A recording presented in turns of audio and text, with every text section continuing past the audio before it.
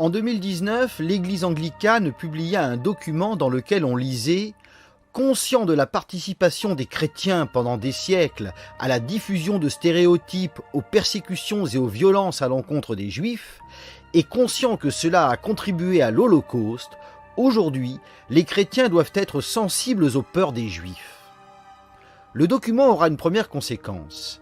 L'année prochaine, l'Église anglicane présentera ses excuses aux Juifs.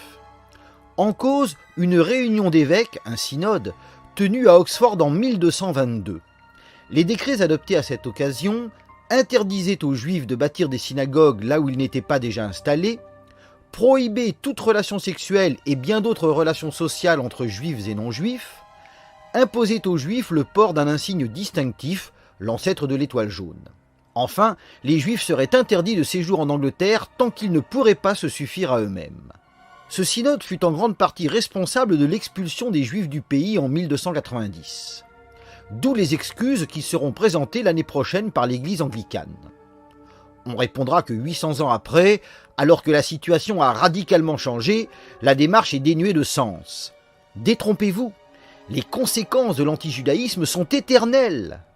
L'homme chargé de surveiller l'antijudaïsme en Angleterre a déclaré « L'adage « mieux vaut tard que jamais » s'applique bien ici. Le traumatisme de l'antisémitisme médiéval britannique ne pourra jamais être effacé. » Parmi les choses ineffaçables figure l'accusation de crime rituel. Une accusation née en Angleterre en 1144. Un petit garçon, William, avait été retrouvé assassiné. Les Juifs furent accusés du meurtre, la victime fut déclarée sainte et plus tard, un Juif converti déclara que William avait été tué par ses anciens coreligionnaires afin de récupérer son sang pour la Pâque juive. L'ennui est qu'à cette époque, l'Église anglicane n'existait pas. Créée en 1534, elle n'existait même pas lors du synode d'Oxford. Bien plus, ce synode fut la mise en application, à l'échelon local, des décisions adoptées par l'Église catholique en 1215, à l'issue du concile de Latran. Bref, conclut l'auteur, en 2022, les protestants britanniques présenteront leurs excuses pour des initiatives catholiques prises alors que le protestantisme n'existait pas encore. Sans doute, mais l'auteur oublie qu'en matière d'antijudaïsme, les catholiques ne sont pas les seuls concernés. C'est toute la chrétienté qui est tenue pour responsable. L'accusation est d'autant plus grave que cet antisémitisme aurait conduit à l'Holocauste. Et avec l'Holocauste, une nouvelle étape est franchie. Les chrétiens ne sont plus les seuls concernés.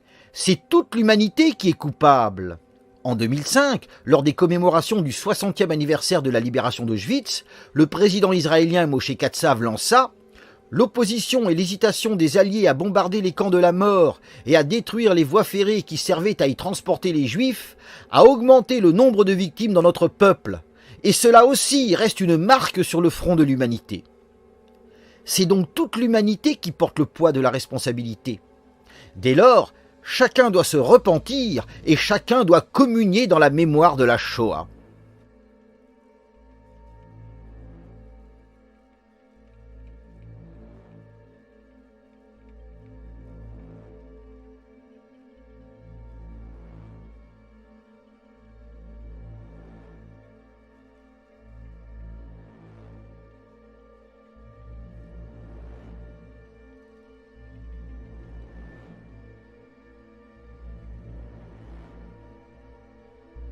Moi, je crois savoir pourquoi les extraterrestres ne viennent pas sur Terre ou n'y viennent que très discrètement. Parce qu'ils savent que dès leur arrivée, un Juif viendra leur lancer « Eh, vous là, avec votre technologie super avancée, en 1942, vous deviez savoir ce qui se passait à Auschwitz. Alors, pourquoi n'êtes-vous pas intervenu? Vous êtes coupables comme les humains. Va falloir, vous aussi, vous repentir et nous verser des réparations, en dollars. »